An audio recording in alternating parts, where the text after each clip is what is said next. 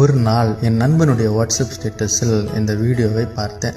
அவங்கிட்ட இது என்னடான்னு கேட்ட பொழுது, தினமும் ஆயிரக்கணக்கானோர் லட்சக்கணக்கானோர் இப்படி தான் இந்த இடத்திற்கு வந்து கடவுளிடம் வேண்டுதல் செய்கிறாங்க, இறைவனை தரிசிச்சுட்டு போகிறாங்க என்று சொன்னார். அப்போது அவங்கிட்ட கேட்டேன், இதை குறித்து நம்முடைய பைபிளில் அல்லது திருவிவிலியத்தில் சொல்லப்பட்டிருக்கா என்று. அவன் கொஞ்ச நேரம் யோசிச்சான். அவங்கிட்ட இருந்து எந்த பதிலும் இல்லை. அப்போ இறைவனை தரிசிக்கிறதற்கு இப்படியெல்லாம் நாம கஷ்டப்படணுமா என்று ஒரு நிமிடம் சிந்தித்தேன். என்னுடைய சின்ன வயசுல சண்டே கிளாஸ்ல என்னுடைய டீச்சர் எனக்கு சொல்லி தந்த ஒரு வசனம் என்னுடைய ஞாபகத்திற்கு வந்தது. வாசிக்கிறேன், கேளுங்க. மத்தேயு 5:8 இயேசு என்ன சொல்லுகிறார்? இருதயத்தில் சுத்தமுள்ளவர்கள் பாக்கியவான்கள், அவர்கள் தேவனை தரிசிப்பார்கள். ஆமாங்க, நம்முடைய இருதயத்துல சுத்தம் இருந்துச்சுன்னா நாம இயேசப்பாவை தரிசிக்க முடியும். அப்போ எப்படி நம்முடைய இருதயத்தை சுத்தமுள்ளவதாய் மாற்றுவது? 1 யோவான் 1:7 வாசிக்கிறோம், இயேசு கிறிஸ்துவின் இரத்தம் சகல பாவங்களை நீக்கி நம்மை சுத்திகரிக்கும். நாம இயேசு கிறிஸ்துவை நம்முடைய வாழ்க்கையில சொந்த இரட்சகராய் ஏற்றுக்கொண்டு நம்முடைய பாவங்களை அவருடைய சமூகத்துல அறிக்கையிடும் பொழுது அவருடைய பரிசுத்த இரத்தத்தினால அவர் நம்மை கழுவுகிறார். அப்பொழுது நம்முடைய இருதயம் சுத்தமுள்ளதாய் மாறுகிறது.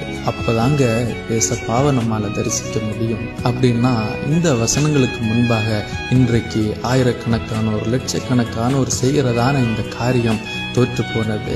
லாஸ்ட் வீக்ல ஏசப்பா விரும்பாத ஒரு காரியம் என்ற தலைப்புல ஒரு வீடியோ போட்டிருந்தேன். அநேகர் பார்த்திருக்கீங்க, இத்தனை பேர் பார்ப்பீங்கன்னு நான் நினைச்சு கூட பார்க்கல. ஆனால் அந்த வீடியோ அநேகருக்கு பயனுள்ளதா இருந்தது. இன்னொரு பக்கம் கொஞ்சம் வருத்தமாகவும் இருந்துச்சு. ஏன்னா ஒரு ஐயா கமெண்ட் பண்ணியிருந்தாங்க, சார் உங்களுக்கு பிடிக்கவில்லை என்றால் விட்டு விடுங்கள், மற்றவர்களின் நம்பிக்கைகளை குறை கூறாதிருங்கள். ஐயா, மற்றவர்களுடைய நம்பிக்கையை குறை கூறுவது என்னுடைய வேலை இல்லை. ஆனால் பைபிளில் சொல்லப்படாத ஒரு காரியம் என்னுடைய கண்களுக்கு முன்பாக நடக்கும் பொழுது எப்படி சத்தியத்தை அறிந்த நான் அதை சொல்லாம இருக்க முடியும்? இந்த உலகத்துல நாம சந்தோஷமாய் செழிப்பான ஒரு வாழ்க்கையை வாழ ஏசப்பா நமக்கு தேவையில்லைங்க.